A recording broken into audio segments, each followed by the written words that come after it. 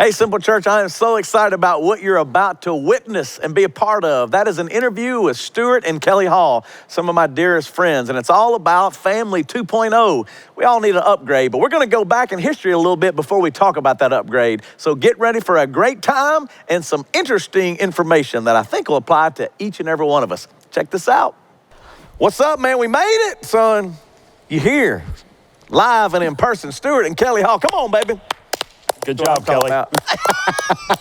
We were laughing like, how do we get into this? I know. They pretty much know. Bro, you have no idea how much we love you. But no, you don't know how much I love you and how thankful I'm you're alive, baby. We've come a long way from unloading a trailer in Mobile, Alabama. It's funny that you should bring that up, Stuart, because as one of the first things that I'd like to get off my chest, this is like... No. This was not my fault. I already know where you're going. No, it is your fault. No, I had a boss who did not... Jesus, take the wheel. Don't start trying to put it off. But hold on, before y'all get there, so let me give you a little history of me. First of all, this is my wife, Kelly. The better half. I'm not part of this history. No, y'all were married at that point. Oh, yeah, we were. Oh, you were married at that point. I had a full-time job. I was being the responsible one. How long had y'all been? We're going to in a minute, but how long had you been married up when Stuart was at Dauphin Way Baptist? We got married while we were there. Mm-hmm. Okay. All right, so let me give you a little history. So for you guys that know, I've talked about this other times, but Stuart's the reason I'm in ministry. So I'm just thinking, that's true. So I wanted to start this by saying thank you for being here today. Thank y'all for taking time to do this. All of that's very true. At Dana's funeral recently, I did tell the whole story. The true story? The true story. Yeah. So hold on, but we're going to... Hold on. Angie, I am sorry that I'm the reason he's in ministry. No, man, listen, I'm thankful. These people in this church are like, man, thank God that dude risked it, you know? But the true history is, all right, I was in Nashville. I was working for Jeff Moore the Distance. My first stop. I can't make it up. Like, you think, like, oh, it was down the road. The very first stop as a roadie and was at Dauphin Way Baptist Church. So there's the picture. That is actually me and Alan on that tour. Really? That is the picture from that tour. That's Greg Harrington, drummer you for... You look like a girl. Yeah. Don't judge me. What's that now? I mean, I just want to remind Stuart. Some pretty hair. Are you the model that was on the hood of the car in the White Snake video? Yes, I'm glad you brought that up too. No, so Greg Harrington, though, this is just a little trivia. That is the drummer of Martina McBride right now. No way. Yeah, Greg's a great friend, but he drummed for Jeff Moore. But that is me and Alan. So we were...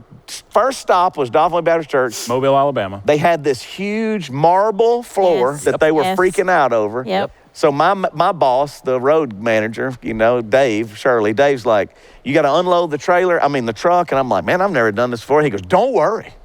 There's going to be a whole team of volunteers with a youth pastor that's going to be here to help you unload it. So I unload that. I pull up the back of that truck. I'm looking at all that equipment. Man, I can't wait to meet this team. And here comes Joker number one by himself. And I'm like, hey, man, what's up? Good morning. He's like, hey. And I'm like, you got a team coming? Well, so I want to hear your side of that story briefly. Yeah. Well, that was part of the reason why we moved to Louisiana. Was that the first concert? That was one of the first concerts that I was not in charge. No, it was somebody else. A lot of tension in our house, too. Yeah, a lot of tension in our house. I apologize that the mass of people that did not show up. They did not. I was told there was going to be a mass of people. But what it did allow is incredible quality time between you and I. Because I'm fairly certain we unloaded that entire by ourselves. Truck, just he and I. And by the end of it, and that gave him lots of practice for Orange. Working for Orange Conference. It gave me a lot of practice for Simple Church, so we understand, we appreciate that training. Yeah. But what's crazy, people don't really remember, or they don't know how we know each other, but that's how we met. That's how we met, yeah. So then what's really crazy. It is insane. Is that about a year later, you had moved from Dauphin Way to Bossier, to work at First Bossier. I had come back from Nashville. Yep. And again, that mullet, put that first picture back up, Kat, the roadie picture. Because when I say that look right there, it's not surprising. No Baptist church wanted to hire me. No charismatic church wanted to hire us. So me and Alan could not find anybody. Right. We'd come back from Nashville. We were doing music. We'd written some stuff. Nobody wanted to let you come play? Literally. This is no exaggeration. I don't know if you ever really knew this. When I came back, we were on the road. I said, we got to get plugged into a church. Because when we were on the road, you don't ever go to church. So we were just disconnected. We were spiritually kind of dry. There were some great memories, great friends, Barkley and Harrington and Roscoe. And I mean, we all had. Got her stuck in the mud, Alan. There are countless great stories and cool things that Jeff Moore taught me and whatever. But I was like, man, when we go home, I'm going to get involved in church. So we went from church to church to church. In my hometown, not one church would hire us. So this is what you may not know. We went to First Bossier somehow. Because I was literally knocking on each door going, hey, man, y'all need a worship band? Is there anything we can do? And we was just acoustic at this point. It was just us two. Yep. And they were like, nope. And we went to First Bossier, and Stuart said, man, you look familiar. I'm like, man, you look familiar too. You're the joker that sold me out. I want to say the first event you guys did for us, which gave me a ton of credibility, was at the Bossier Civic Center, and we had Max Dempsey on that trampoline. I have the poster somewhere. I've got to find it. I still have the poster. Dennis Bamberg was our speaker. He is that's a whole other issue. He gave his testimony? He gave his testimony, yeah. But it's kind of crazy because that's how really it got in. Now, I say this, I have one more picture because this was early Open Eyes because I'm just going back. I just want to thank you on secondary for hiring a guy with a mullet, because as you can still see, it's like that mullet would have hindered funny. you. Look at that outfit from the 80s. Oh yeah, this is where you go all the way to the top. That would have been 90s. Button. I appreciate more than anything. Late 80s, early 90s, late. Yeah, because it was 93 when y'all. Here's how you know what decade that is. You had to have a scripture reference with your logo. You were a band. You had to have it on there. That's right. Now that's not Daniel and Greg. Right. That is right before we left for Nashville. Yeah. But the reason I'm saying that around that time, we're playing at Evangel right there, Evangel Christian School. We did their prom. I can't make that up. Yeah, that's the truth. Could they so dance? Funny. No, they just stood and looked at us. I was about to say. Well, they probably could. They weren't at like a buffet tables. Like no, it was. There's some people. Yeah, there's a head or two in there. There wasn't a big crowd. Yeah. I don't think like, they were. When are we going to be able to go practice football? All right, so I'm saying that because you literally, that's true. They were big into it. And when we went to that exact location, they didn't know what they were going to do. So they just wanted a band because it was kind of a cool thing to do. But they literally. Did y'all do cover or did y'all just do worship the whole time? Mix of whatever. I mean, just to kind of have fun and whatever. But I only say that was before we left, and they were one that let us do it for a kid event, but no one wanted to hire it for a regular worship thing. Nobody wanted to do it. So Stuart would let us get in there, so we kind of got into that. You saved us. World. No, you saved me. I wouldn't be in the ministry. Bro. We were ding, ding, ding, ding, ding. Yes, we were. It's like Casio hell is what we were in. So I pulled pictures because as I went through, that's my first job. Being in the ministry. I'd never had it without you, so I'm just thinking that. I love you, but we saved you from cleaning toilets. Yeah, I was a janitor. We know. 100%. I remember. And I was like, just meet my janitor salary. That's all I need you to do. And then you had to fire Dana. No, you didn't fire her. You relocated her. Yes. I told that story. It's out there. Yes. Oh, my God. To her family and everybody. You told her that? No, I told everybody. The church. At her funeral, I told the story that has never been told, really. About me. Because you hired Justin, you had to relocate. Well, and they were, honestly, everybody was just kind of walking through like how grateful, but how, because she was totally cool through the whole thing. Unbelievable. And I told her it was the same week that her husband passed away. That was the hard part. That's the part that most people don't realize. Yeah. Wow. We made the decision on Tuesday, and her husband died on Friday. Wow. Which speaks even more to how much of an angel that was our secretary at First Baptist Bossier. Yeah. And then she moved, and then we moved her back. I made it right. Don't worry. By the end, we brought her back in there. I still regret that decision. But look, here's what I tell people when you look back, and this is not hiring you, but that whole thing. But it is true. If without that, I'd have never been in the ministry. So I always joke, like Dana took it for the kingdom in a lot of ways because I know what God has done through our friendship, what he's done in your life, what I've seen him do through us, our friendships and things. I'm going, man, Dana was really a very key part of that. Really if she wasn't willing to be a servant and go, hey, man, that's cool. Yeah. I'll step in and do another role. And I told that at her funeral, so it was a cool thing just for them to be able to go like, man, I never knew that. So anyway, back to... I literally thought they were going to kill me. I know. When I made that decision. I did too. I'm just thankful for it. Yeah. Remember, I'm starting on the thankful list. Yeah, I'm thankful that you didn't have a team to show up at Dolphin Way. Thank you. I'm thankful that you hired me, that you did move Dana, as tough as that was. Because I really wouldn't be doing it without you. So I'm very, very grateful. Love you, man. And I'm also thankful for this next guy because I'm going to go old school. You ready for this? How about Chip? Right there? Oh my gosh. So the reason I pulled, that's Kevin Stevenson and Chip. I remember Kevin. That is Chip's first. When I moved back from Nashville and we did Change Your World for the first time, first mission trip, we trained him to run the board and help him be better at it because I was coming back and that's what I did. I ran the board when I was with Do you remember how Stuart would scream Chip, at him? NSYNC called, they want their hair cut back.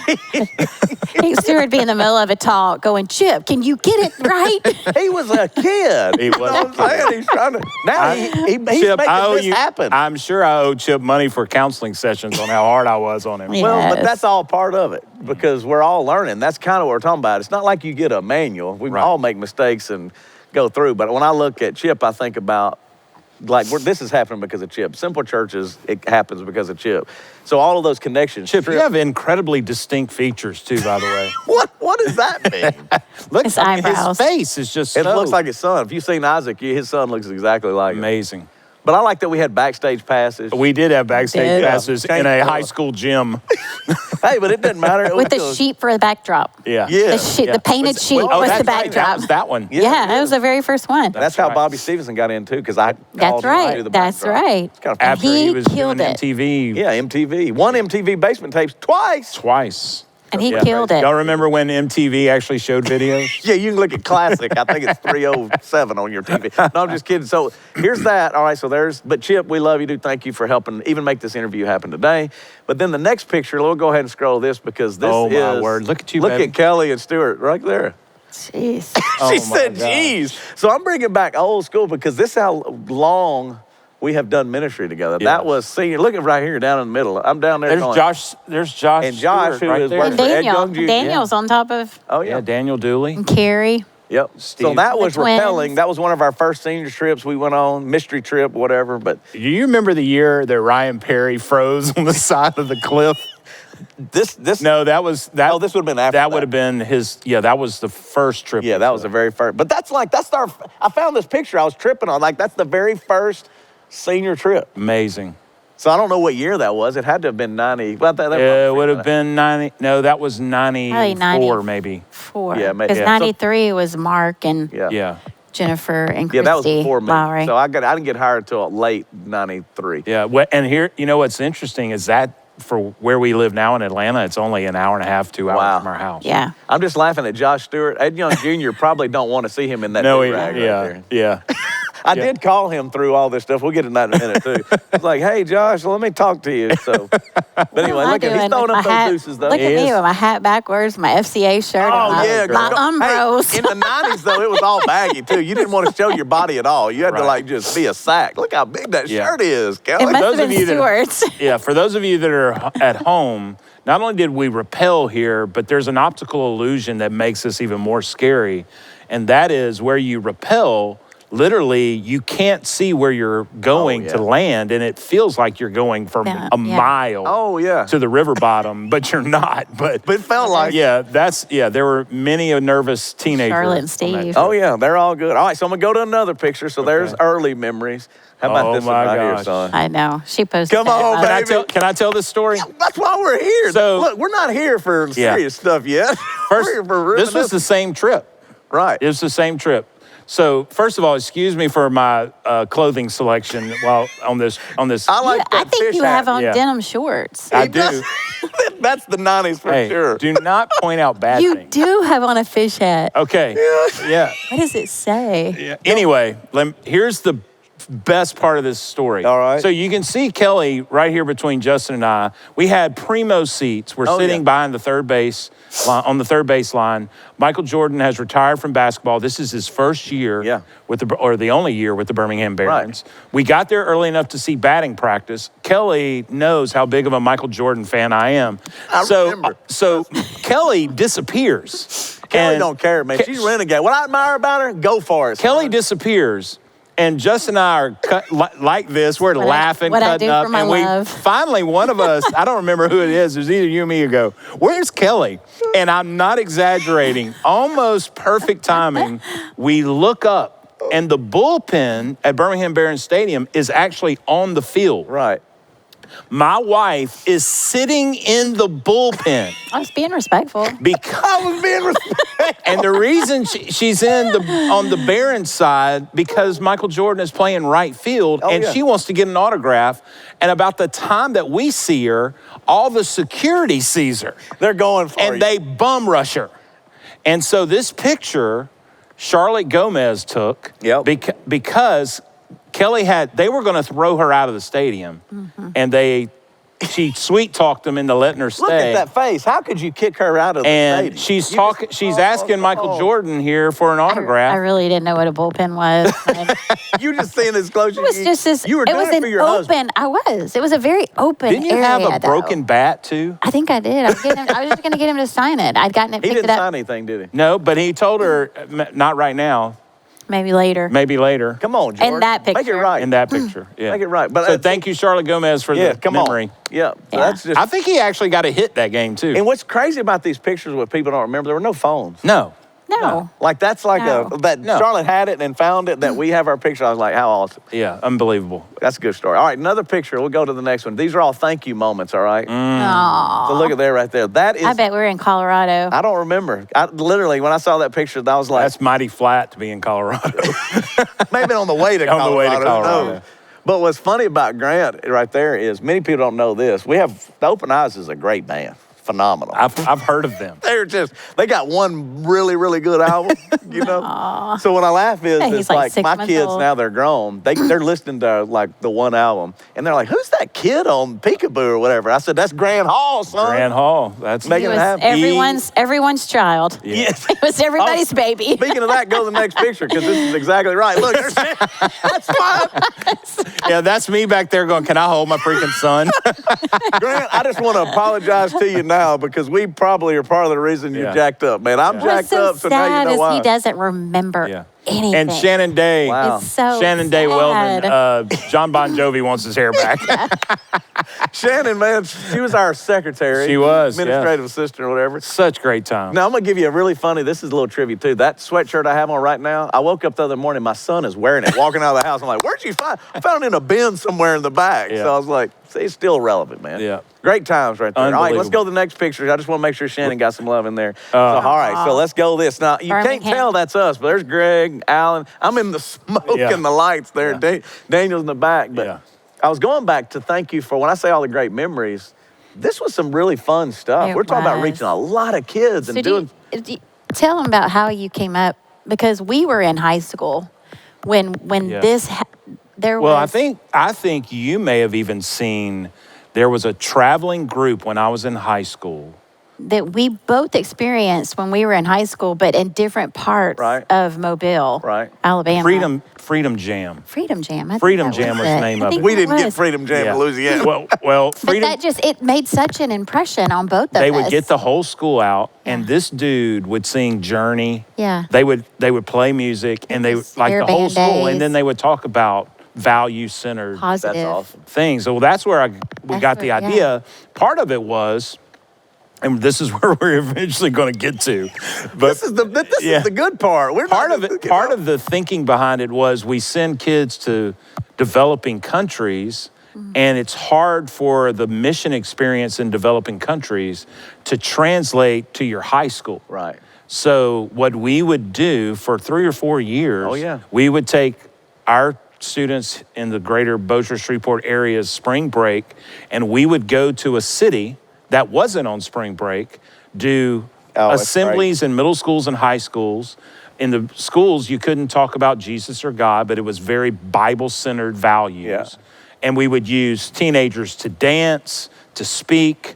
We had the best band in the history of we threw it down. high school assembly. What was so fun is just for us, we're an old bar band. Right. So that we could throw in some, like, what we knew. And then To this day, if was awesome. Lenny Kravitz, Lenny Go My Kravitz. Way Oh, comes yeah. on, pops me I'm back. to thinking that. about some gym in Yes. Birmingham, Alabama. Yes, me too. Oh, yeah. Because that song, Are You Gonna Go My Way, was yeah. the open. Remember that? Oh, yeah, dude, it was fun. But as you can see, this was what's amazing. so proud of those Teenagers kids. set These are this all up. people, man. Yes. Yeah. That way, it was like one of the Oh, big that was like the final at, night when Sanford. we Yeah. when I think we that was at did Sanford. Yeah. when we had everybody come to Yeah. a rally. So we would do the assemblies all during the week and invite students to come to a rally at the end of the week. Mark and Todd Roberts. Mark and we Todd won't even Roberts. get into all that. That's a whole nother fun side of it.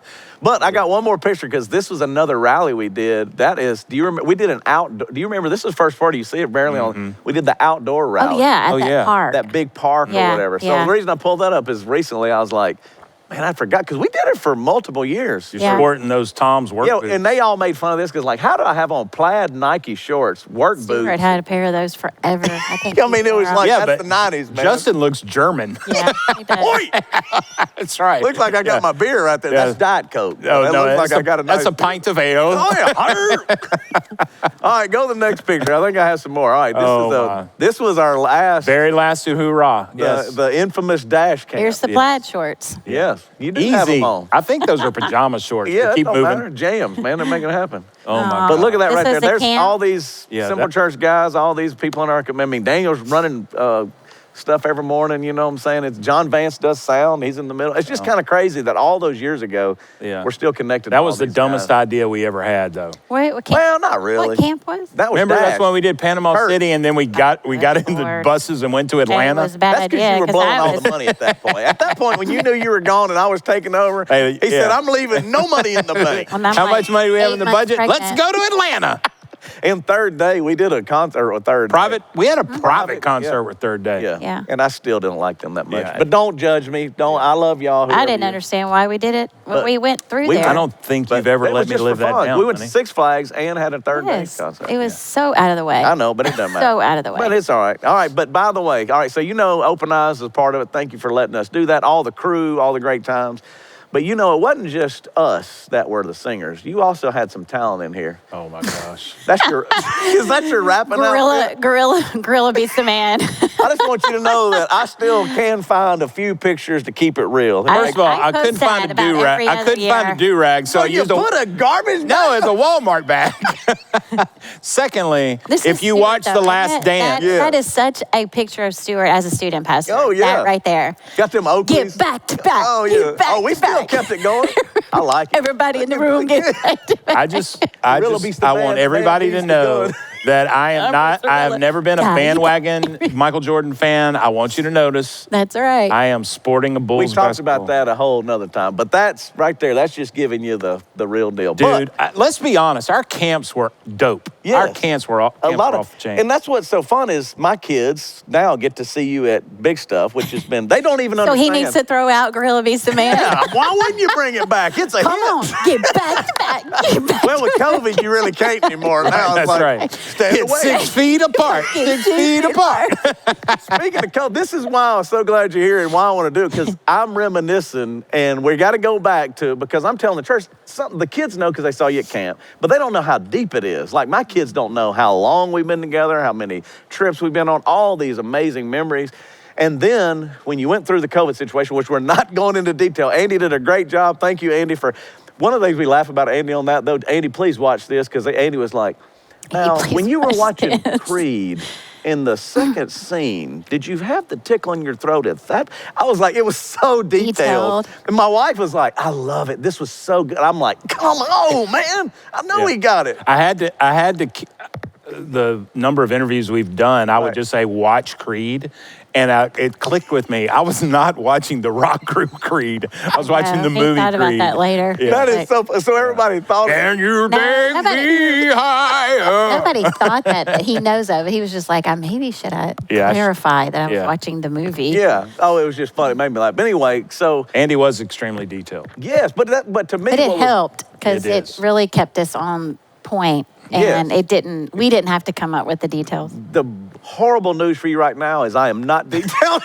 And we're going a million different directions, Kelly. All right, She was, all right. before she got up here, oh my God, what are we doing? It's me, Kelly. Man, we tight. It's who we I know are. Grant. You know what I'm saying? We Yeah. put Grant on an album. Simple Church, you probably didn't know this, but every single day, if not once, maybe multiple times, while Stuart was in the hospital, Justin called me. That's right. That's my girl, son. I was Every like, day. And he was a cheerleader. Like, I'd put him on speakerphone.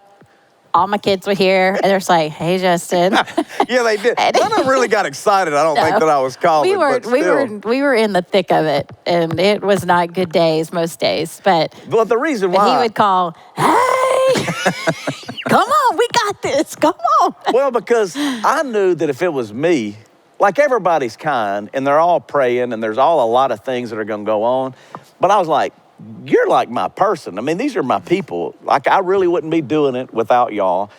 And I'm thinking, you just got to have someone come in and lighten it up or encourage you because it's so freaking heavy. Yeah. So I was like, look, man, we got it. Come on, let's try to rally. And now that's why I'm celebrating. Thank you for fighting. I know that at the same time, thank you for fighting, not giving up, because it's easy. It's easy to give up. It would have been very, very easy for us to all go, man, I just don't know. Where y'all, as I'm speaking to you, I'm trying to get there myself. So you're believing in faith in a lot of ways, like, hey, I don't know how it's going to shake out, but I'm trying to encourage and make sure So you know. didn't think it was going to, Oh, everything no. you were telling me, you didn't really believe. No, what I meant, well, because you would always trying to go, yeah, I hear you, Justin, but, and I'm like, Kellee, I know, but I really believe this is going to happen. And my whole thought process behind that, which we won't go deeply into that, but as I really was thinking, what I've always heard and believed, that you will not leave this planet until God is done with you. So it doesn't matter what a doctor says. It doesn't matter what me and you think. It really is between God and him and his plan for his life. And I, in my gut, did not believe that he was done. Yeah. Now, he could have, and I told you, it could be that God decided that was going to happen. I'd be like, okay, God, you knew better than me. But in my gut, I was like, man, I just don't think it's going to shake out like that. I think we got to go. So if we're in this interim, and it is a roller coaster, we just got to be there. Encourage. Like, don't give up, don't give up. It was the days you didn't call, we were like, oh, Justin didn't call today. What? Well, and it was normally like a text. Sorry, it's been a crazy day. it is. But I just I've been love busy y'all. pastoring my church. That's right. We were feeding the whoever that day. We were giving out groceries. We were applauding the people at the grocery store. And I'm like, hey, because it was crazy times. Yeah, but you were. I mean, it was just fun to watch. Sincerely. See, you ain't supposed to cry.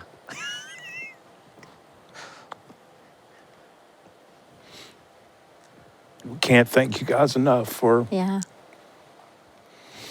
Ooh.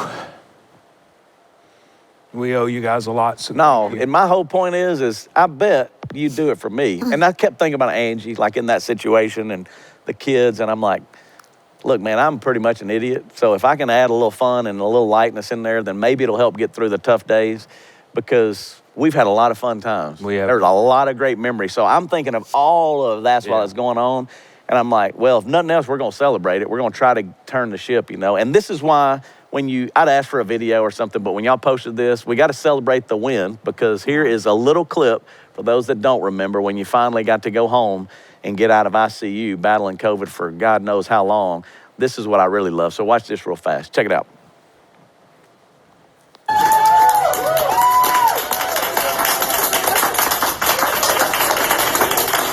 And also thank you for completely humiliating me right now.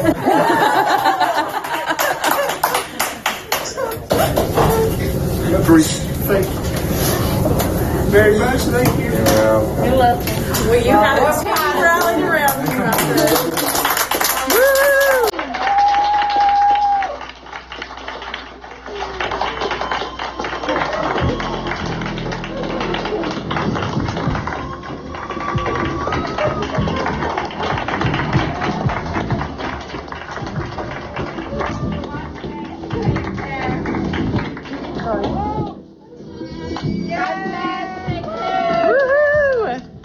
Hey, Stuart just says, I'm glad that camera didn't go down lower. What I love about it is you had that little clap, like. Bro, I was so exhausted. One funny thing about that clip, do you notice the nurse that almost falls when she comes out of it? It's pretty funny. But yeah, I was just, and I've said this multiple times, my reason for clapping, and I did such an awful job of trying to articulate what I was feeling. But I don't know about that. That's tough. I mean, all those men and women are the people. Oh, yeah. And I think this is lost on a lot of people. Those men and women risk their life to save my life because the virus is real and it is dangerous. And, you know, that on top of all the other issues that I had, just looking in the faces of those people who were so selfless. That's why I couldn't talk, and I just wanted to thank them. So everybody that's watching, if you're in the medical field, we love you. Don't you quit, gosh. baby. Keep it up, because it really is. There's a lot of people. We have one of our main research doctors here in town. He got COVID. Dr. Keith Scott went back in ICU, and so he's back out. But it has been a roller coaster of extended things, and so that's why I say that is we're of the approach. It is real, and we're trying to be safe. Some people think we're crazy, and some people are still mouthing off about it. But whatever, man. Like it's more important to me that people are safe and that people are respected and appreciated for what they're doing. And when they're asking us to do it, it's the least that we can do. Right. Yeah. But you're one of, if not the main reasons. For me personally, there's a lot of other people. Ray Rainey's got it, and Christy Rhodes, one of our, works in the office, has it now. She's doing okay. She's at home, kind of recovering. But everybody's like, oh, this is just a bunch of bull. And I'm like, you must not know nobody. Because if you know one person, you know it ain't bull, and you need to be getting your head right. So thank you for sharing your story and being transparent. And please, we'll put the link for Andy's interview with you going through that whole thing, because it's important for everybody to understand how serious it is. It is. And I think like that video for the people the healthcare workers, it's hope for them. Absolutely. And, it just is encouraging and hopeful that my fight could possibly work, even if it's for one person. Yep. And even like I was saying, that was Dr. Syed, and she was our palliative care doctor. And she still texts us every week. That's awesome. And just once, she'll tell me, another patient from room 7 went home today. That's awesome. Room 7 still has great energy. That's awesome. His legacy's living on. That's awesome. And I mean, I think there's been 3 people now from that room that have moved out. Come on. But I know, so that part for us is very important to hear their just they're so desperate. Oh yeah. I can't imagine what the mental health is going to be to these healthcare workers that we've put them through. Oh yeah. Because of our selfishness in a lot of ways. Oh no, I agree. And it is true. Like it feels like most Americans, or most people in the world, I don't want to say Americans, the cases are not as bad, and it is like something you can recover at home. But is it worth the chance of you? Yes. I mean, okay, let's have church. Let's bring in thousands of people. Ain't no way. Just so you can, say you did it, and possibly one person die from that, or 2 people. I mean, what? Oh, and we catch it a little bit because we're on the conservative side, and we're saying, hey, we're not meeting until phase 3. Whatever phase 3 is for us is when the government believes that you can gather in larger numbers, and we'll abide by whatever that is. People hating on that. And I'm like, look, dude, you don't got to like it. Right. But in the long run, as a believer, as a Christ follower, I'd rather side on caution. I'd rather side on respecting other people. I'd rather side on the side of going, hey, let's give them a break. Because right now, the ICUs are full back in Shreveport again. So they went down, and now they're back full. So as we're filming this today, it's been the roller coaster. Yeah. And so the least we can do is abide by what they're asking us to do and realize that it's real people like y'all that are in the battle of it, and real people like those doctors and nurses that are making it happen. But what I want to point out in that video as well is the family side of it. Because it did not just affect y'all two. It affects your kids and everything. So here's your beautiful family picture. Because I think of all of them, it's just not easy on everybody. No. And that's why I love your kids. I mean, y'all got great kids, and it's a ton of fun just to see them. And when we go to big stuff, we get to eat at Waffle House late at night and cut up, talk foolishness, and hang out. We outlasted them at Waffle House. Yeah, they were laying their heads down on the table like, can we get out of here? But they're so beautiful and so awesome. But what was so weird too is that you couldn't be in there. Nobody. There was no, interaction or whatever. So on that video, what struck me is when you point to Kelly and them, and that whole thing. And so to me, to talk about your family a little bit, how are they doing now? I mean, I know everybody's kind of getting back, but give us a little bit on just your Well, I'll let family. Kellee talk about this, but I do want to say that the reality is that they experienced all the trauma. Yeah. I was out of it, and my job now is to be a better version of the person that I was physically when all this went down. Yeah. But Kellee and our children are the ones who fought the hardest, Yep.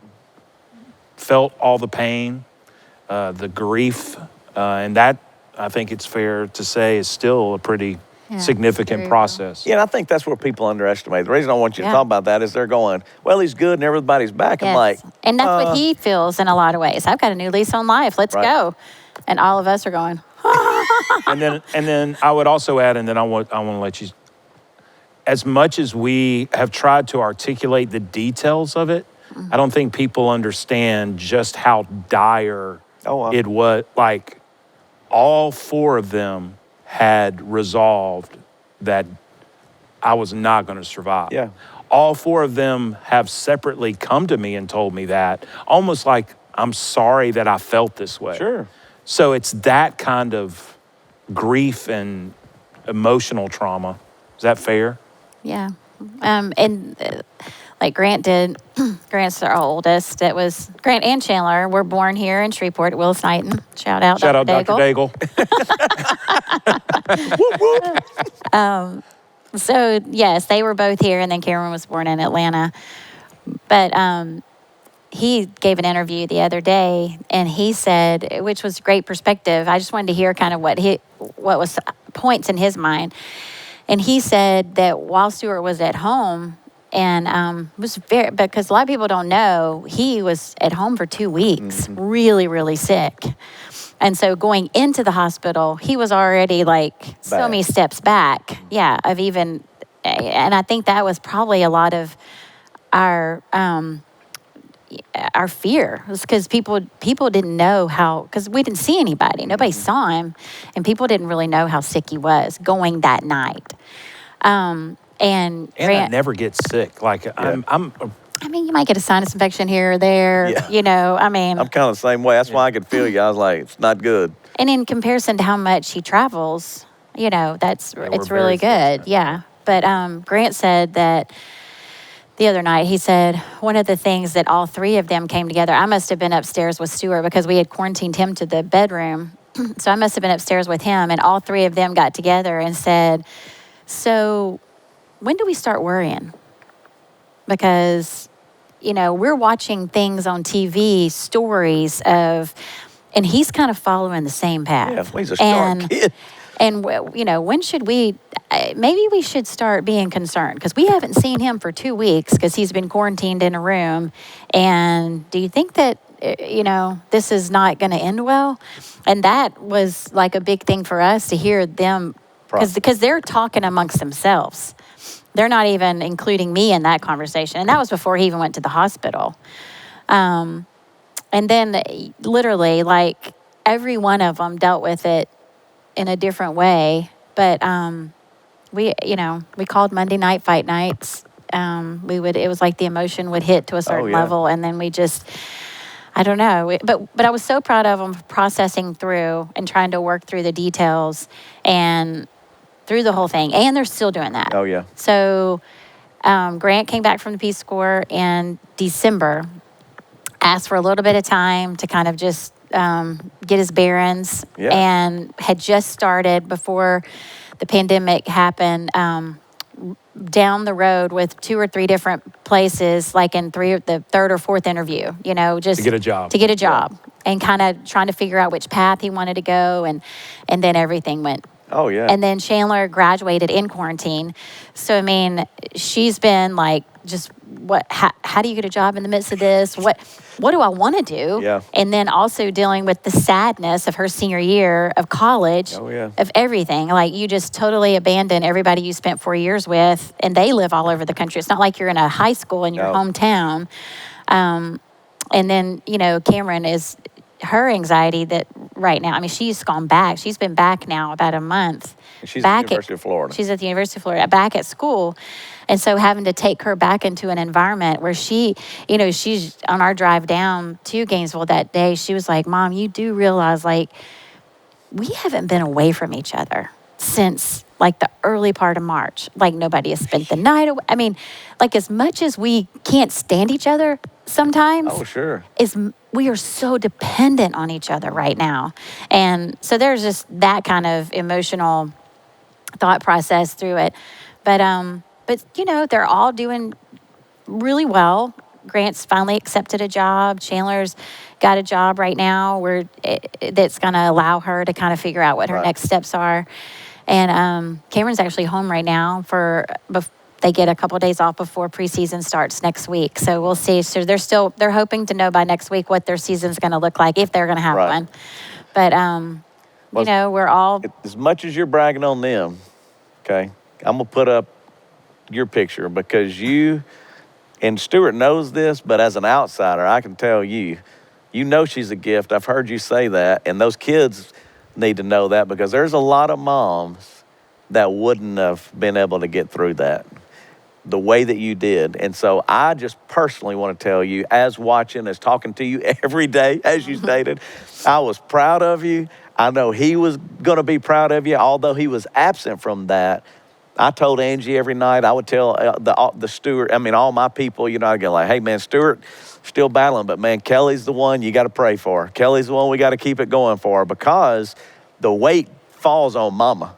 Yeah. You know what I'm saying? Like the kids are trying to figure it out. Dad can't do anything. And he would have done the same thing for you. Yeah, so I knew that 100%. Yeah. But that's why I felt like I got a call every day. It was like going, Kelly, you're doing a great job. Don't you give up. Keep fighting because they all were watching, but everybody was watching you. So I just want to give you a little love on that because you did an amazing job in the midst of all of that. Ain't no woman like the one I got. Amen, brother. But I say that because that's one of the things that I think I was learning from y'all, and this is kind of where we're going on this too, is in the process. We're going somewhere? Not really. Is rethinking the whole, COVID made everybody rethink everything. Yes. Right. And they're still doing that. But for family, it drove like college kids and grown adults back in the house to have to navigate things. Mm-hmm. So as we were working through all of that, I'm sitting there going, all right, they're a great one to talk to about what's happening in America, what these other families are feeling, because you've survived. Now we're trying to figure out how do we manage and put all this back together. Mm-hmm. But at the same time, how difficult that is. The challenge of looking at, like as we're going to talk about family 2.0, is like, all right, maybe it is time for an upgrade. Right. Maybe it is time to do it differently. Maybe it is time to work harder on things before a tragedy or before a crisis comes in, because I would evaluate with me and Angie going, there's probably some things we got to get better at. There's things, I don't know if we did real well on this or on that. So whenever we talked on the phone and I talked to Stuart, y'all coming through town, I was like, look, we're going to get into COVID. We'll talk a little bit about that. But I really want to talk about how things are changing. And one other little caveat I'll add in there, because we're going to talk about your family. We're going to talk about my family. We're going to talk about family in general. But then how it relates to the church and the church decline. Mm-hmm. So I have a graph that me and you talked about. And we were talking about from 2003 to 2020, Barna's going, everybody's like, we got to get back to church. We got to get back to church. And I think one of the reasons they feel that is it's like, well, that's some normalcy, and I can at least drop my kids off in preschool or in the class, or I can get my teenagers back in a group. And it was already massively declining before then. Mm-hmm. And now here we are going, what's it look like now, and how are we going to do this, and how can we upgrade it? So share some of your thoughts on all of this, Stuart, and then we'll kind of get back into the meat of the first thing. The first thing that jumps out at me about the work of Barna and what is happening across the country is, first of all, culture moves in 20-year gaps or 20-year shifts. And a lot of people have a tendency to look at where we are as the capital C church in America and go, well, the reason why the church is the way it is because of all the things that are going on now with pandemic and racial unrest and all that kind of stuff. No, what is happening in the capital C church now is the result of 20 years ago. It's just now we are feeling the effects of that. So I think it's helpful for all of us to take a step back and think about what was going on in the church 20 years ago that's caused this. I think that's why what you want to talk about is so important, because there are a lot of things we need to look back and go, that wasn't good. Right. We missed it on that. You know, I had a college basketball coach that would talk about false hustle, making a mistake going 100%. Right. And it doesn't matter that you went 100%, you still made a mistake. Right. I think you and I would agree that We were hustling. we were hustling, but we probably made some major, there were some major missteps. That's one thing. Number two are those in our communities who think, well, you know, America is a Christian country founded on biblical principles, and respectfully, America was founded on Christian values, but it's not a Christian country. And until we kind of unravel some of that, it's going to make it difficult for us to have the correct perspective toward the future. But part of the reason why they love to bring that up is because there's this idea that because of religious freedom and the desire for us to be able to worship, that when our country was founded, everybody was always in church.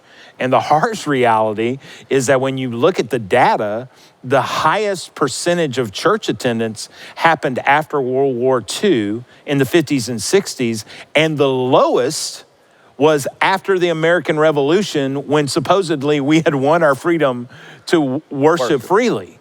So we're just misinformed in that regard. It doesn't mean that the capital C church isn't important. The last piece of data that, and we were talking about this off camera, that I think contributes to this, I read a book by a guy named Rodney Stark, who also, I think, created Iron Man.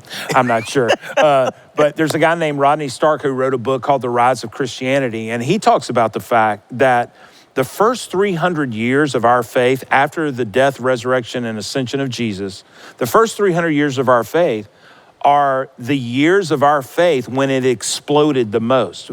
We went about 100 CE. It's estimated there were about 120,000 Christ followers on the planet.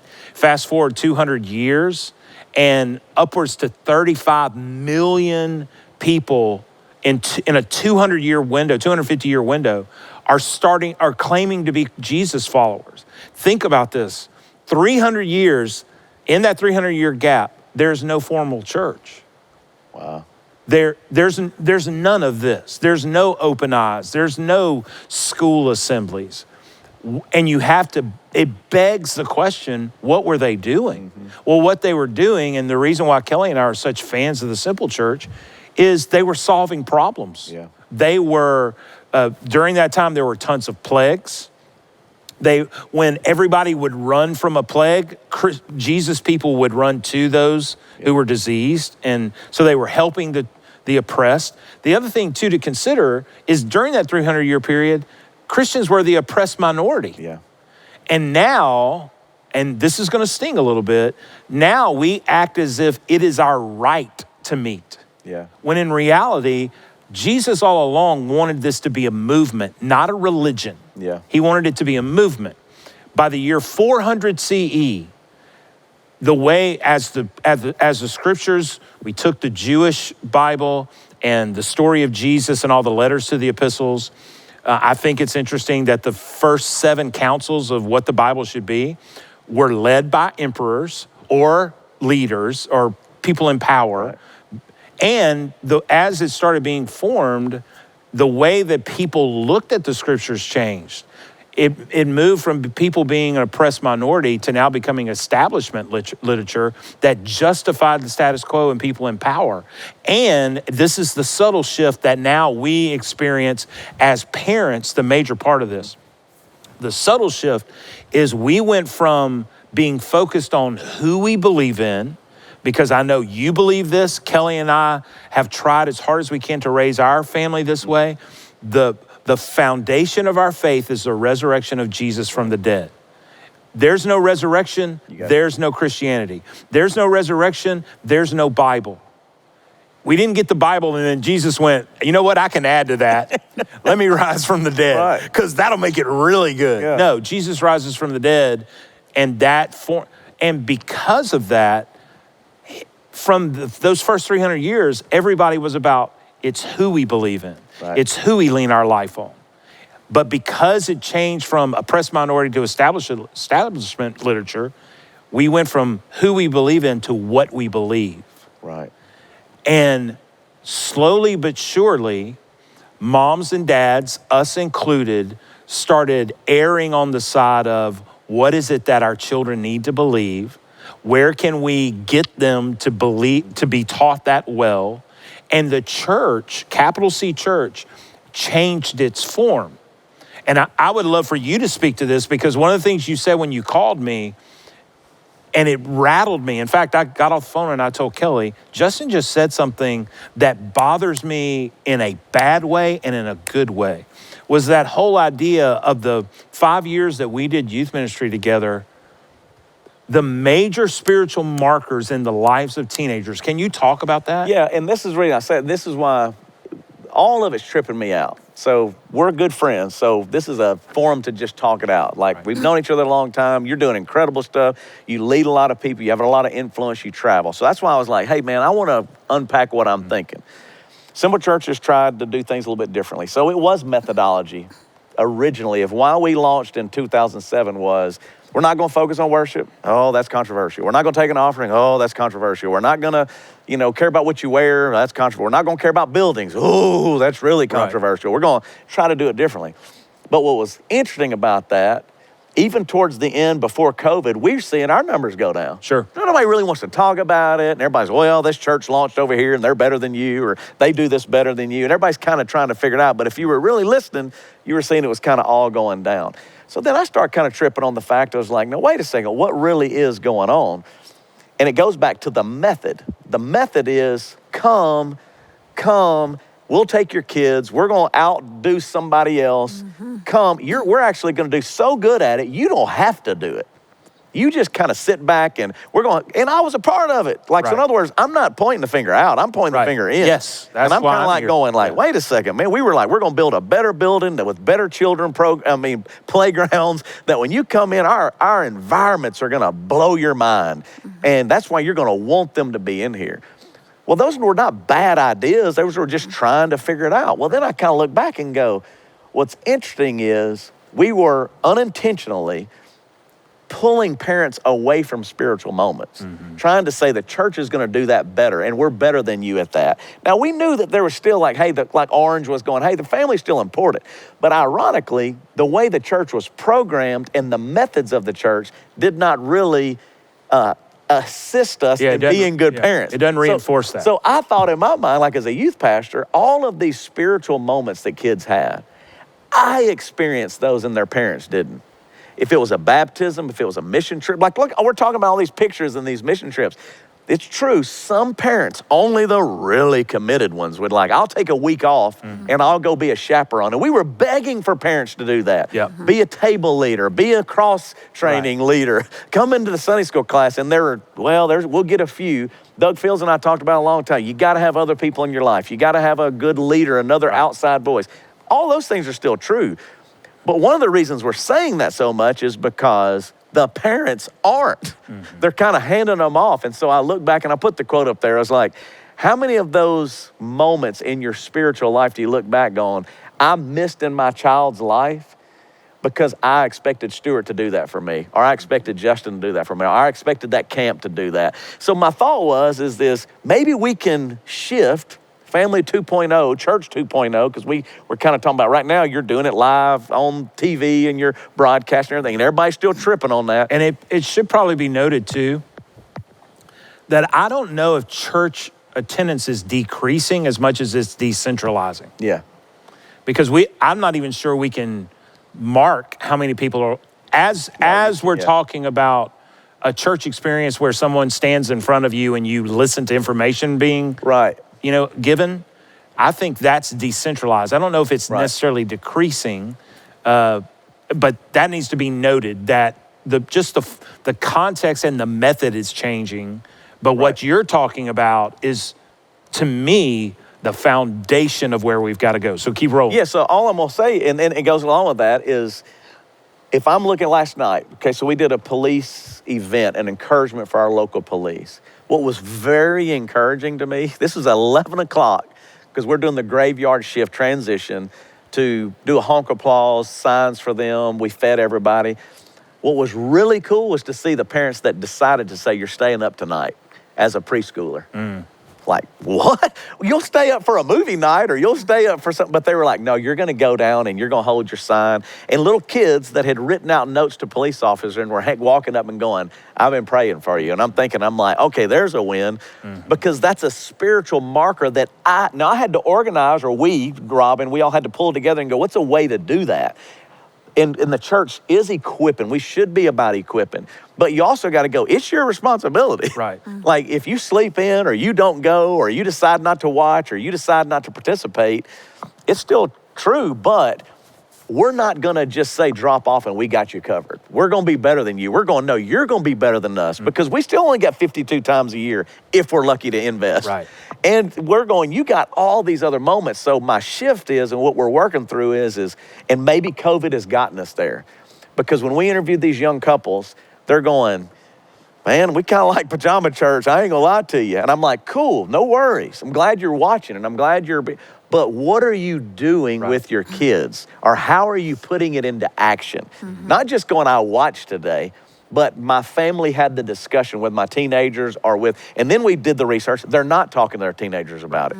They're not encouraging their teenagers to watch it. Are they all watching together? No, the majority aren't. So like you would hope they would, but come on, they're going like, and even my house. So like, let's don't look at anybody else. I mean, my kids are like, Dad, I slept in. Now they're starting to volunteer. So I'm like, hey man, you need to go to this watch party. And like, okay, Dad. Or Hannah comes up here because I'm the pastor. But when we ask our real friends, they're going, no man, they ain't getting up. I mean, it's been tough. So I'm going, all right, well, what can we create in the reimagining church, the Church 2.0 or Family 2.0 to go, what tools, what experiences can we encourage you with and go, man, you can do this. You have a way now that go. So like one of the ideas, for example, was if we don't care if you watch it 10 in the morning or 9 in the morning or 11 in the morning, but right now that was the model. The model was get up Sunday morning, and then people real progressive went Saturday night. You know, it's like, we still want you sitting in this seat. We're just one-upping each other. Yeah, like, well, I got a Saturday night. Well, I do 4 on Saturday night, or I do whatever you're doing. The goal was still get them here. So then we're going, well, what if we say, can you eat together as a family one night a week, and we provide questions to you to ensure that you can discuss what Andy talked about or Rick talked about or Ed Young Jr. or Justin talked about, but make that the discussion at the table, but give them a way to do that where no one's thinking that. The parents may have watched something, the kids may or may not have watched, but empower the family to sit at that table and go, yeah, let's talk about that a little bit. Hey, we're eating together. What we're finding is they're not eating together. They're still not even eating together. Even in COVID, they saw the benefits of being together, but then they also got stressed out by being together. Then they lost football or they lost baseball. So then they're like, well, we're kind of looking at each other. And unfortunately, the church had not been equipped to help them at that moment. Now we're kind of looking back going, man, we should have grabbed on that a little quicker. But now they're going back, trying to get back in sports, trying to get back in their activities, and they're going to go run back right into busyness, activity. And when are we going to go back? We'll drop them off when we get back. I'm like, this whole thing's screwed up, man. I'm not sure if we're going to really be able to have the impact. And the pandemic, say COVID lasts another year, 6 months, or something else comes behind it. Just like the oppression, just like the difficulty, maybe God is allowing it to go, wake yourself up. He wants to make it matter. And I'm trying to tell y'all, I am in control. I'm not confused by it. I know exactly what's up. And I'm trying to get you to be more family, oriented and more family disciplined to really talk about spiritual issues, not baseball, not football, not dance, or not something else. So we're kind of thinking through that. So when you started talking about your stuff and you're talking about the way the church is, it's not just about gathering, it's about how do we do that as parents better. So for us, we're evaluating that. We're trying to figure that out. So when I say all that, what are your thoughts, or what do you go, man, this is kind of what I think could be tweaked in it or could be better in it, or you have a thought on that idea? Solve it for him, honey. I don't know. I definitely can't solve it, but I think right now, man, do we have an opportunity to talk about who Jesus is Absolutely. in real life? Like, I've always loved y'all's logo, love God, love people, solve problems. But that's life right now. That is literally life. And in our home, we are huge, huge fans of Gen Zers. And Because we have them. we have them, but we also watch them. We with 'em. We Yep. work with them. We travel around the world. I'm a coach for high school ministry at our campus in Atlanta. So we believe in them, but history is being written as we speak. Whether it's protest, whether it's the pandemic, whether it's schools, whether it's church. History is, we're walking in history right now. And we have an opportunity to walk with our kids in a way that is so real, and to really reevaluate and to ask all those questions you're asking, but in real time. Yeah. Not just what does Jesus look like today in our world?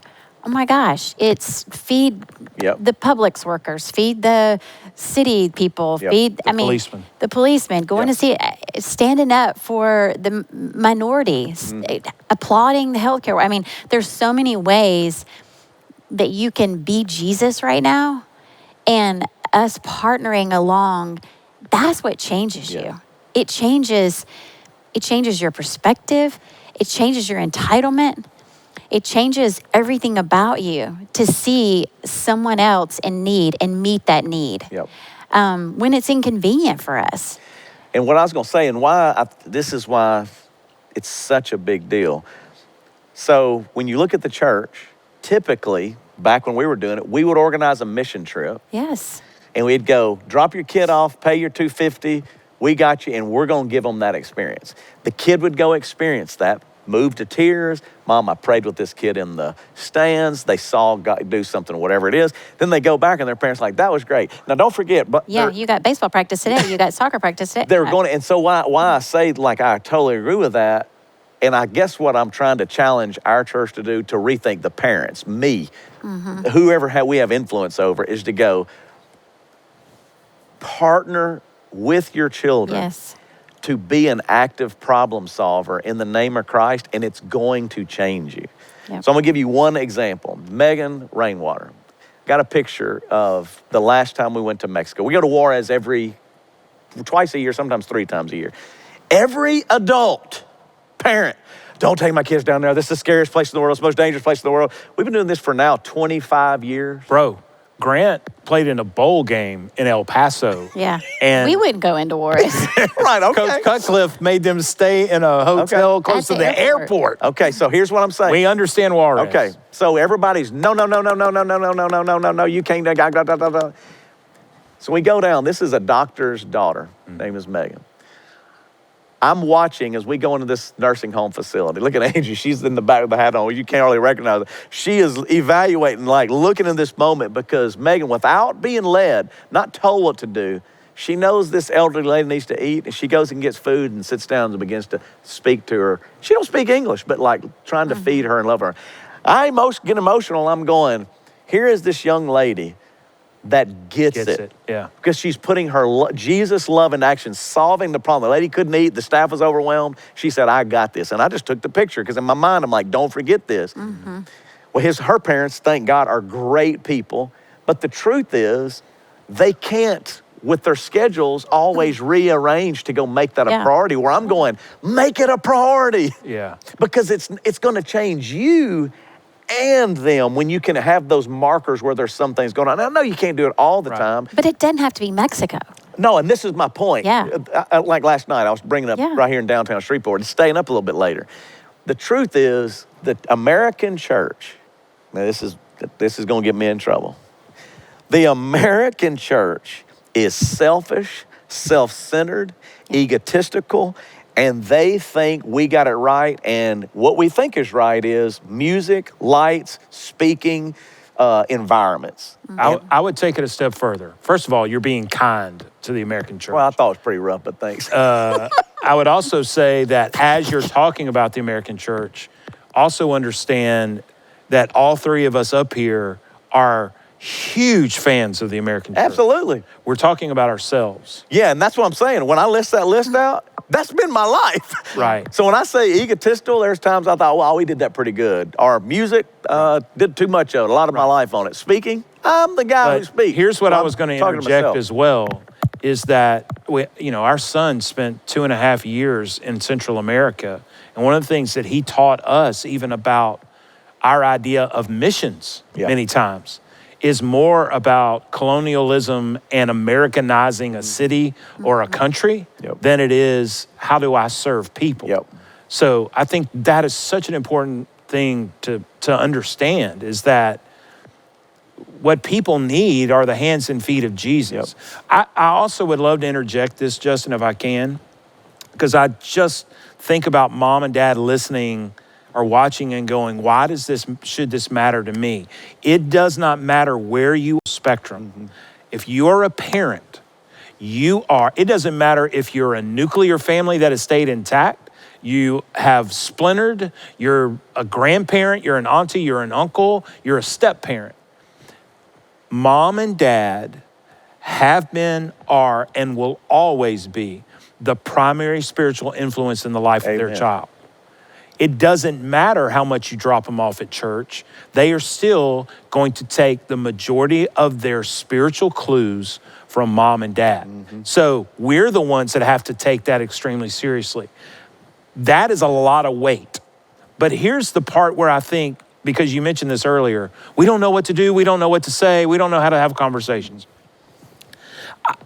I think part of our issue is that we have Jesus tells his closest followers that people are going to know that you're people of the way, you're my people, by the way you love each other.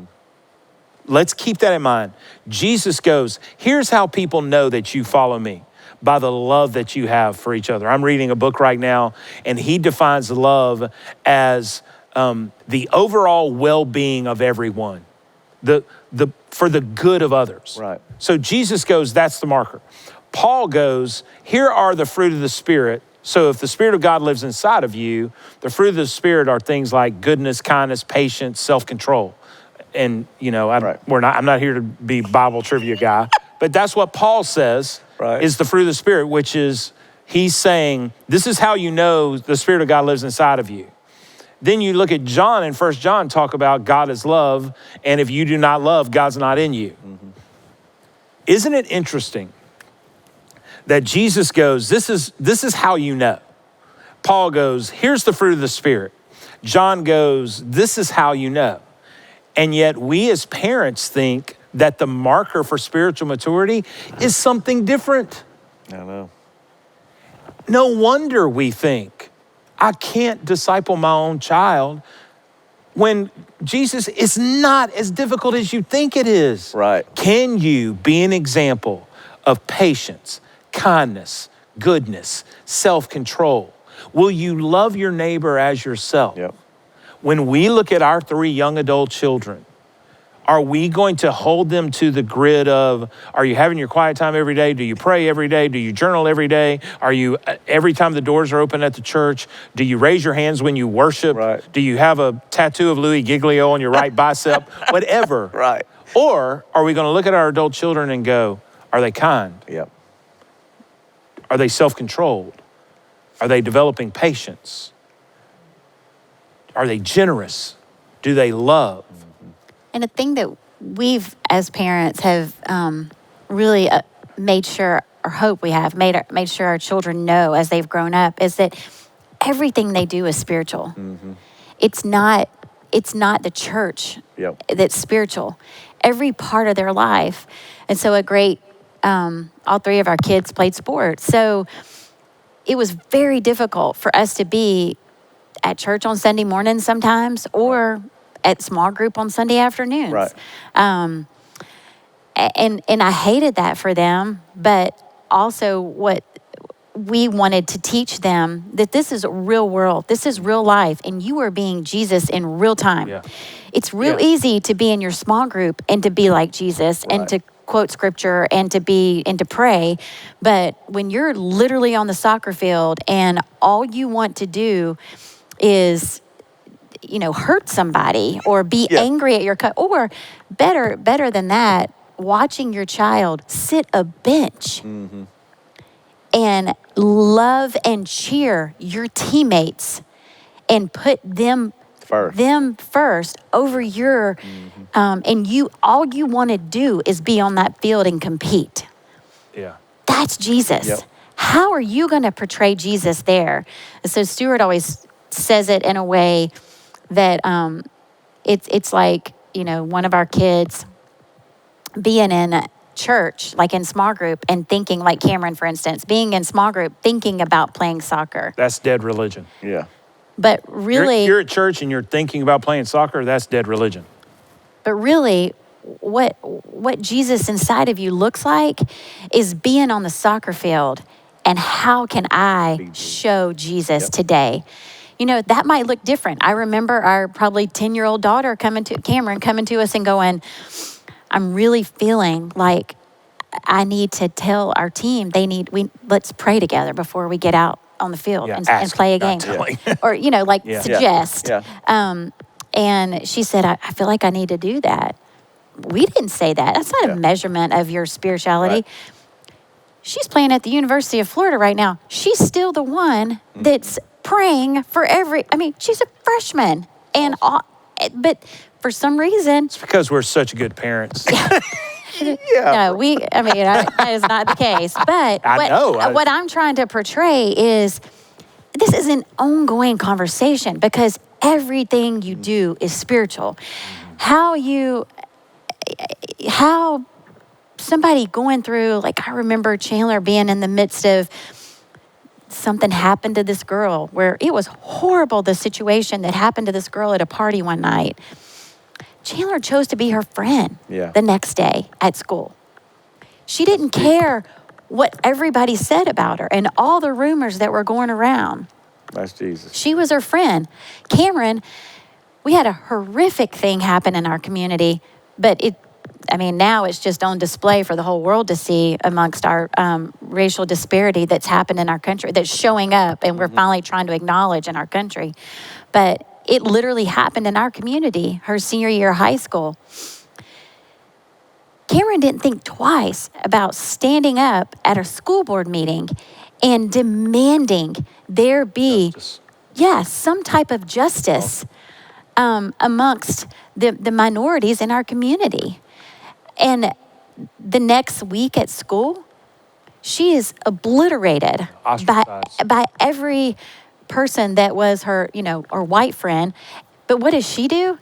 She goes and puts on a Black Lives Matter t-shirt and stands amongst all her black friends and says, please take our picture because I don't care what you say about me.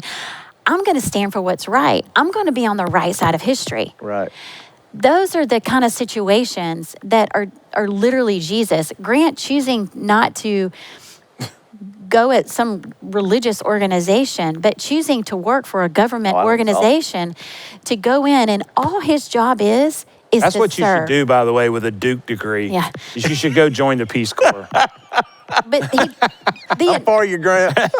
the entire point of and we didn't want him to do it. Right. We pushed back. Yeah, go make some cheese. Yes. I didn't want him to leave us for 2.5 years. All those But what I love things. about it, dude, is he did it. Yeah. He did.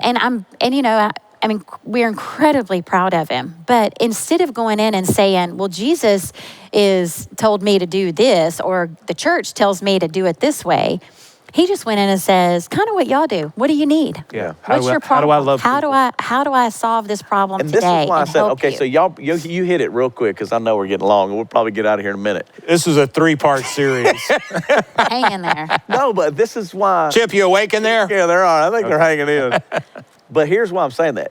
I want to go back to that one thing. As parents, which y'all are strong believers, you were you were discouraging what he felt like he needed to do. That's where I go back to. I can see myself doing the same. I could find myself being in the same position, because here's where I'm going to really go where they get ticked off. Because that's the American way. Yeah. We need cheese. Hey, you got a degree from Duke. I'm not sure. This is my other series, and this is upgrade, a changing of things in my mind. It appears to be that in America today, American is over Christianity. It's over your relationship Oh, with yeah, Jesus. definitely. So when it comes to treating black people a certain way, it's like, well, they've had enough opportunity. I'm like, dude, as a believer, how do you say what you just said? Right. It doesn't matter if it's the COVID, wearing a mask or not wearing a mask. Well, I have the freedom, I don't have.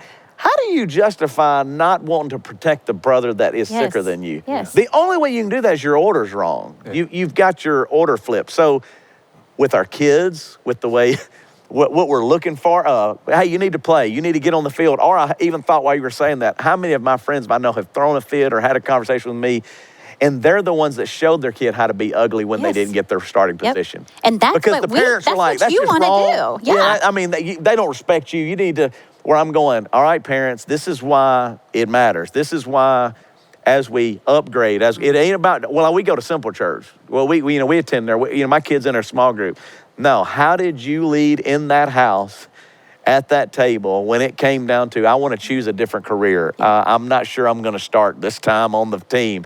And you go, man, that's okay, honor them and love on them. Because we are it. Yep. You can't expect a youth pastor to make that No, right. because they're not with you. They're Children, not walking through those moments of life with you and your kids. No.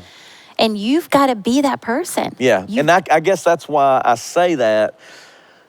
I just think we got a long way to go. And while you're in the COVID shutdown, we're trying to just evaluate. It's and a gift. These conversations help because you're going, you have a different look at life because you have a new lease on life. You're still navigating the trauma of what happened, but it will affect you, and God can use it in some very powerful and strong ways to go, all right, I need to really look at how I'm going to do it and how I continue to be helped, and the way you see people and are empathetic towards people going through a hard time or a health crisis, or there's so many things that God uses on that. But for that person out there right now, is there anything else we want to kind of wrap up and go, well, if I had a challenge, if I could do it over again, we thought about calling the series just Do-Over. Yeah. It's like, hey, if I could have a do-over, or if I have a family 2.0, if I'm going to work on anything for the next year, because it's not, some people think teenagers is too late. I'm going, no, it's not too late, man. Your kids are your kids forever. Right. Yeah. Like your grown kids got thrown back in your house now, and you're still, you don't ever get Never away stop from family. parenting. You never stop parenting. So like you still have that opportunity. What would you say to a do-over? What would you say it's time for an upgrade? What does that upgrade look like in y'all's mind? You want me to go? Sure. I would say a couple things. First of all, the church seems to be marching into the future, walking backwards. And that's dangerous. Kellee and I, this is our perspective, our opinion. We don't want our kids to have our faith. I would much rather, and then she and I would much rather be a hypocrite. I heard one of the Beastie Boys say this. Yeah. But it so is me. I would rather be a hypocrite than the same person I was 10 years ago. Because if I'm the same cat that I was 10 years ago, it means I haven't grown. Right. It means at some point I decided to just stop growing. Mm-hmm. I mentioned this in the interview that we did with Andy. If we get really honest, our faith has become a churched up version of the American dream with just enough Jesus to make it seem appropriate or seem legitimate. My challenge to moms and dads is for you to be an example and a model to your children. Start with the person of Jesus. For whatever reason, we come out of a tradition where we think we need to start in Genesis or Revelation and work our way in. Start with Jesus and work your way out. Because one of the things you're going to find is you're going to realize that working your way out isn't nearly as important as you thought it was because of the person, example, and teachings of Jesus. Yeah. And try as hard as you can to simply talk about those things with your kids. Yeah. Kellee nailed it. Everything is spiritual. When you're watching a movie, there is some sort of deep spiritual implication on any show that you're watching, any movie that you're watching. Athletics, the arts, academics, it's all about how does Jesus make sense here? Yeah. Because it doesn't really matter what you do at the Simple Church on Sunday if it doesn't translate to Monday. That's the truth. And then the bigger part for us, what we've learned, is you've got to be in the messy middle. Like, we have difficult conversations with our children, but they teach us. Yeah. You know, the situation Kelly mentioned about your kid sitting on the bench, I'm convinced of this, that watching your children play a sport will reveal the deepest, Ugliest. darkest recesses of your soul. You may think you're spiritual until you're sitting there and everything in you wants to rip a coach's head off because of unfairness. But you've got to be an example that's when your kids taking their cue the most. Yeah. And we're all guilty of screwing that up. We are. We are. We are. And how many times have you had to apologize Yeah, to like, say, hey, I I did messed that up. wrong. Yeah. I did it wrong. Yeah. And my heart is ugly towards that person. Yep. And I have to admit it. Yeah. But the real test, the real test is when they're out from under your influence and they're on their own. It's not that they're going to church. Exactly. Yeah. It's not. How can you go to something you are anyway? But that's We think it's the test. And we've had to get here because it's hard because you know what we come from and you know what we try to Yeah, produce. Kelly was a Shiite Christian. But I know a few of those. But we finally have gotten to the point of going, success is when your kids don't have to live with you or under you, and they choose to love, and they choose to serve, and they choose to give Because when that's it's not required of them. That's success. Yes. That is success. That's good. When they consider the others before themselves, when they consider the bigger picture of what am I missing here? Because this person's hurting and this person's got an opinion and this person's got an opinion, but somewhere in the middle there's truth. Right.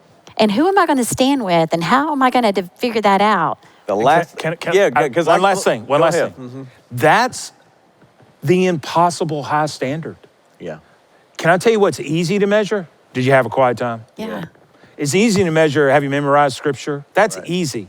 But if it doesn't translate to Monday, and it doesn't translate to Gainesville, and it doesn't translate to Orlando, and it doesn't translate to Durham or Costa Rica or Washington, D.C., or Shreveport, Louisiana, or Bossier City, what have we done? Yeah.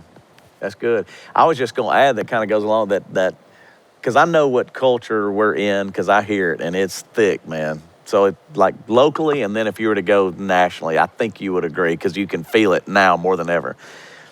To go along with that, so if you're still a parent going, all right, well, what does that really mean? Are you more worried about a political view, or are you more worried about who Jesus is? Because those don't always line up in a way that honors Christ. When some believe a certain political view, either way, is more Christ-like or not. Well, I'm going to take that out. The reason I say that, like when you're going, I'm measuring it on love. I'm measuring it on action. I'm measuring it on, because again, Scripture says, man, love without action is dead. It means nothing. Faith without, it's dead. It's like, I got to prove that. I got to put it into action some way. Well, that's where I keep going back to is I think we're almost trying to raise them to be an American. Yeah. And a certain side, whatever side that is, and Jesus fits in there some, but I'm like, no, sometimes he is very uncomfortable where you're trying to put him. That's right. Because it would not be the way you want it. Right. And so that's good. a stretch for me to go, okay, can I put Jesus first over my own political view? Can I put Jesus first over my own financial view? I think I got a Duke education and he should be, but what do you want with him, Jesus? Yeah. Even if it means poverty. Yeah. I don't know, that don't make sense to me, Doesn't. Jesus. I can't Doesn't. believe, but if that's what and if my child's going, man, I'm so thankful to be walking with Christ through this, and they're showing that, and then you can go, man, I can celebrate that. I can celebrate the feeding of the kid moment, even though they are not doing what I thought they'd be doing. And that's, to me, the upgrade. That's good. Yeah. It's like you got to go. It goes beyond political. It goes beyond church attendance. It goes, like you were saying, Kelly, success is when they get in the real world, they're modeling How do they Jesus. treat people? Yeah. They're modeling And I think it was Jen Hatmaker that said, if religion is not the same for the immigrant single mom than it is for me. Like if my religion is not the same and it won't work for that, And it doesn't translate to a single. Yeah. you know, whatever it might be, Immigrant mom. minority immigrant mom, then how, then And I'm the issue. then Yeah. I can't be in that environment. I can't worship that kind of God. Right. I can't go to that kind of church. Jesus is the same. He's the same for us as he is for that Yeah. Single immigrant mom. yeah, single mom. And but it's not right now in America. No, Lord. It's not at all. No. And here's You know, where it's like you deal with Yeah. your own issues. Right. Because I'm over here defending my rights. my right. yeah. And Here's- this is what's in it's death to self. I don't know where we lost that either. Jesus is pretty there's- much like, yeah. forget your rights. There's this- Those died at the Yes. cross too, so come There's on. this story But- that I read recently of a guy named John Kavanaugh, who was an ethicist from the University of St. Louis. He goes to Calcutta to be with Mother Teresa, watch her in action, and he wants to just have a conversation with her. Finally gets to have a conversation with her, and he asks Mother Teresa, will you pray for me? Which we can all agree, Mother Teresa praying for you, big deal. She goes, I will pray for you. What do you want me to pray for? And he said, clarity. Will you give me clarity? And Mother Teresa said, her response to him was, I've never had clarity. I always have trust. So I will pray that you trust God. Wow. And that's why this is such a big deal, because we're really not helping our kids learn how to trust God because we're making everything so that you don't have to trust God. Right. Yeah. You know, Right. maybe the reason why so little of our lives require God is because we're requiring so little of ourselves. But when you start requiring of yourself to love my neighbor as myself, Tough. to put other people first, you better trust God. You're right. Because it's so much easier to go, well, I went to church. Oh, trust me, last night when I saw them people pulling in, because Shreveport, everybody calls it thug, it's Yeah. bad. So it's 11 o'clock at night in the worst neighborhood. I could just see them around. I'm like going, all right, you trust him or not? Are you Right. going to honor him or not? Are you going to be him or not? Right. Which, again, it's one little caveat, but I dream of, I hope for, I pray for, not people sitting in the chairs, not a great worship album that we're going to put out, because I hear a lot of all this stuff. But man, I dream of changing lives to the point to where when they walk out, it's not just an event that we put on. Oof. Like, man, they go and they change their schools, they change their neighborhoods, they change those police departments, they change the community because they go, that's what Christ calls me to. And the way that will be done is by sacrificial love and death to self. Yeah. Yeah. Not very popular, No. but it's really attractive when it happens. Right. It and your is, and children people will, run Yes. to it. your children will catch it. Oh, Yeah. absolutely. And that is, I think to myself, like, sorry, I just lost my train of thought and I just missed you on that one. Oh, it's all right. We'll edit out and make it look real cool. Yeah, I was like, What was it about? it was about making much of people, but You can send in a video to me later. This is what I was going to say. yeah, it was really good. I had it. I think it was just about like right now, literally right now, what does that mean and what does that look like? It's real simple. Wear a mask. Yeah. It's real simple. Just try to consider another person before you. It's Have real. a conversation with a black person. Yes, make make a a friendship. friend. Exactly. It's real simple. Quit trying to listen to every type of doctor that's just trying to fill Hold you on. with I am really certainty. appreciative of everybody that has graduated from the University of Facebook School of Medicine. And just quit trying to make a conspiracy theory about everything that just so you have certainty.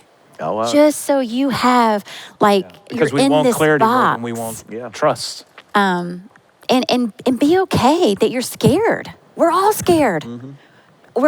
Everything's been taken away from us. You know, if it's not a sport, it's a school, it's a job. Yep.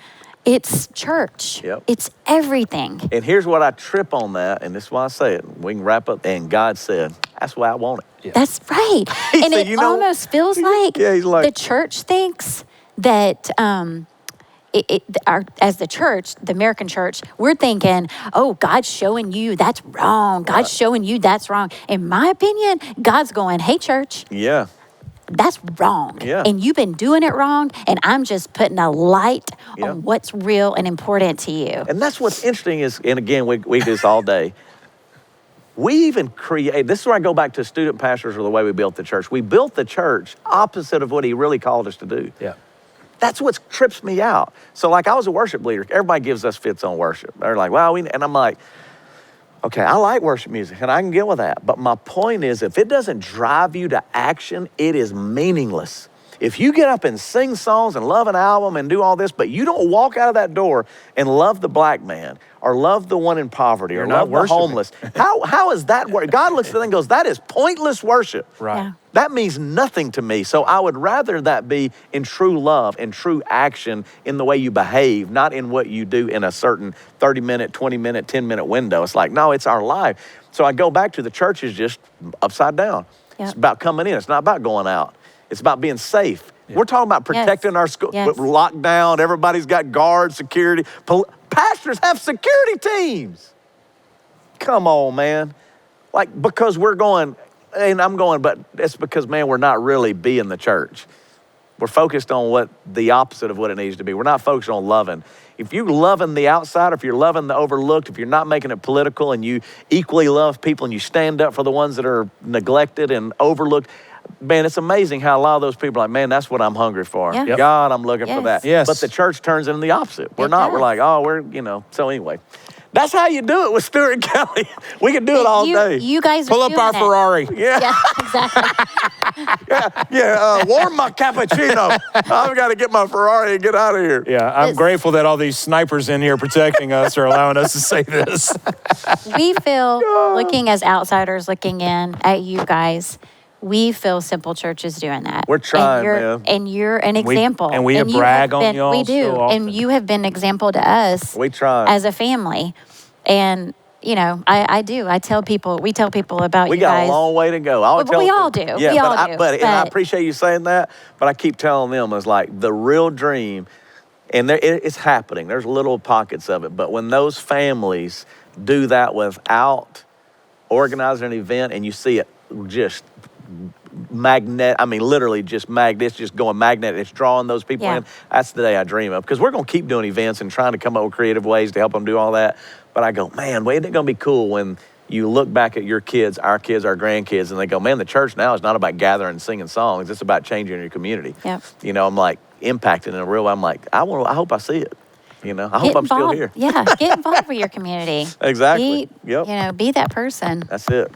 That's how you do it. Thank y'all for doing it. Oh, Yeah. love you, man. We Hope love it's y'all. what you wanted. It's perfect. Chaos. Much love.